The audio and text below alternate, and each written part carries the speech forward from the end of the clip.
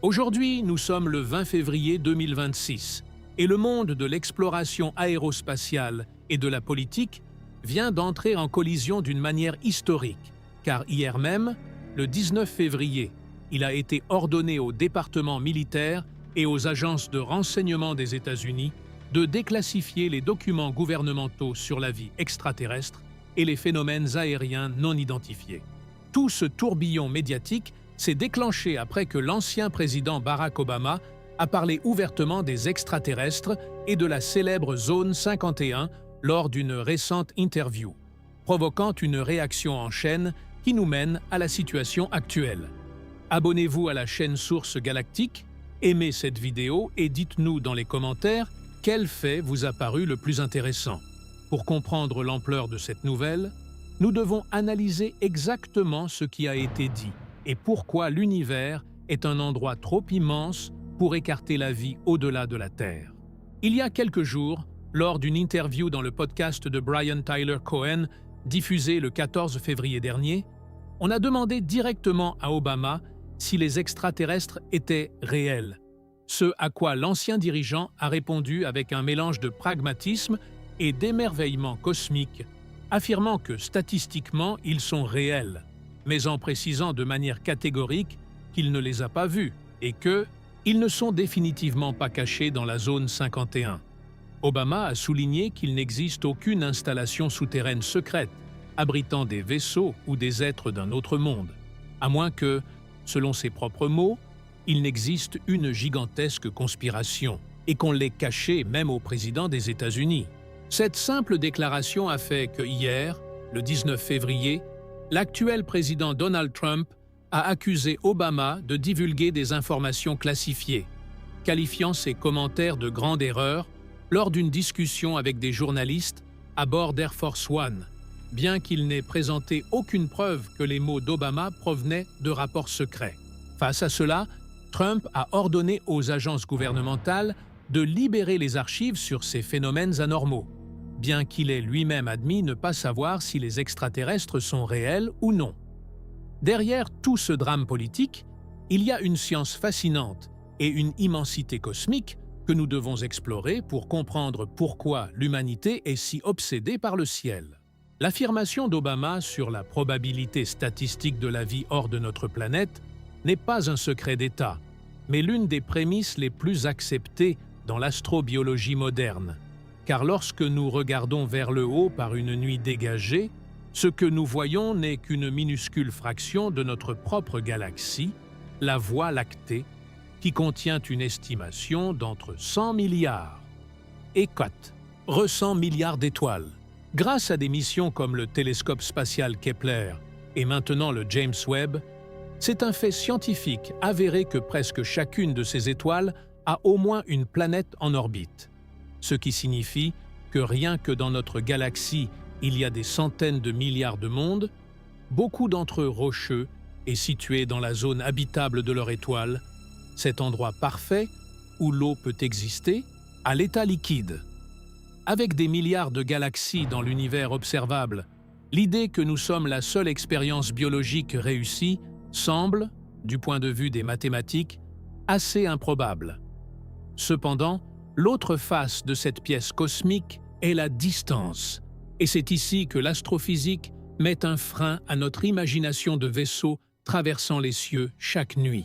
Obama a mentionné que les chances que la vie extraterrestre nous visite sont faibles en raison de l'immensité écrasante de l'espace, et il a tout à fait raison. Imaginez un instant notre voisine stellaire la plus proche, le système d'Alpha du Centaure, qui se trouve à un peu plus de 4 années-lumière de distance. Cela semble être un petit nombre, mais une année-lumière est la distance que la lumière, voyageant à la vitesse hallucinante de 300 000 km par seconde, parcourt en une année entière. Si nous mettions cela en perspective en utilisant la technologie humaine la plus rapide jamais créée, comme la sonde Voyager 1 qui voyage à plus de 60 000 km par heure, il lui faudrait plus de 70 000 ans pour atteindre cette étoile voisine. Par conséquent, traverser le vide interstellaire exige des niveaux d'énergie et de technologie qui, aujourd'hui, n'existent que dans les modèles théoriques de la physique quantique et de la relativité, rendant l'hypothèse de visiteurs intergalactiques constants extrêmement difficile à concilier avec les lois de la physique telles que nous les comprenons.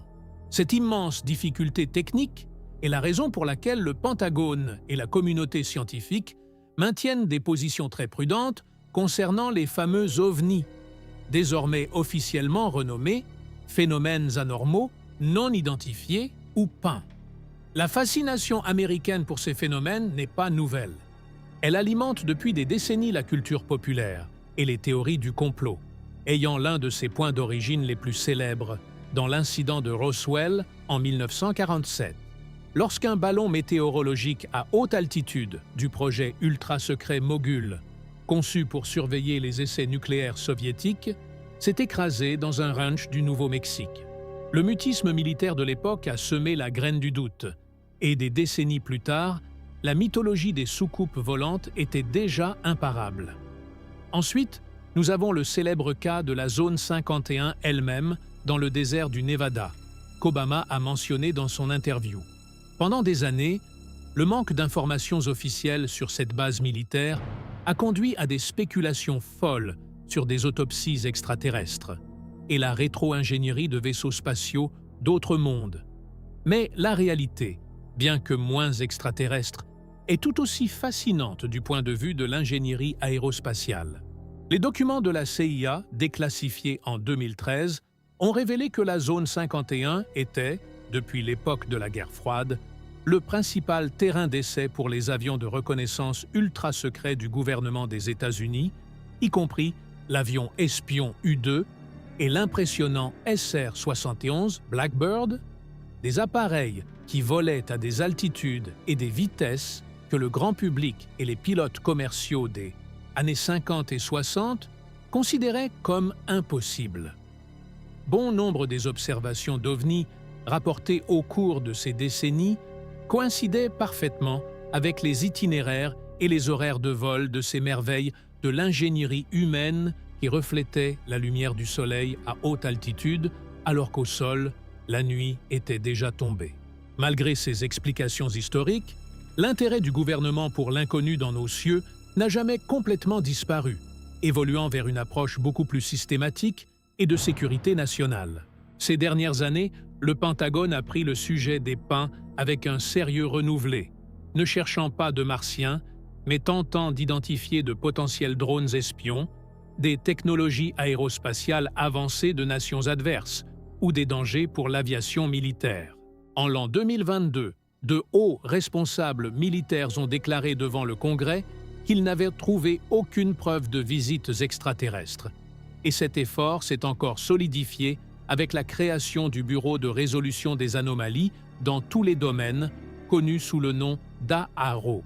Ce bureau a publié un rapport exhaustif en 2024, examinant toutes les enquêtes du gouvernement américain depuis la fin de la Seconde Guerre mondiale, arrivant à la conclusion qu'il n'existe aucune preuve de technologie extraterrestre cachée. Le rapport a déterminé avec un haut degré de certitude que la grande majorité des observations au fil des décennies étaient des objets ordinaires mal identifiés, tels que des ballons météorologiques, des débris spatiaux rentrant dans l'atmosphère, des phénomènes optiques atmosphériques particuliers, des drones commerciaux et des essaims de satellites, comme ceux qui orbitent actuellement autour de notre planète. Pourtant, la science n'écarte pas la recherche de la vie. Elle a simplement troqué les radars militaires contre des spectrographes de haute précision sur des télescopes spatiaux. Pendant que la politique débat sur des archives classifiées d'observations floues dans l'atmosphère terrestre, la véritable révolution dans la recherche de vie extraterrestre se produit à des millions de kilomètres d'ici. Les astronomes et astrophysiciens utilisent des outils de pointe pour analyser la lumière des étoiles qui filtrent à travers les atmosphères d'exoplanètes lointaines, à la recherche de ce que nous appelons des biosignatures, qui sont des déséquilibres chimiques, comme la présence simultanée de méthane et d'oxygène, qui sur notre planète ne peuvent être expliqués que par l'existence de la vie. C'est un travail méticuleux, plein d'incertitudes et de données qui doivent être purifiées des interférences cosmiques, où chaque découverte est traitée comme une hypothèse jusqu'à ce que les preuves soient irréfutables. La réalité est que l'univers est un laboratoire gigantesque et infatigable.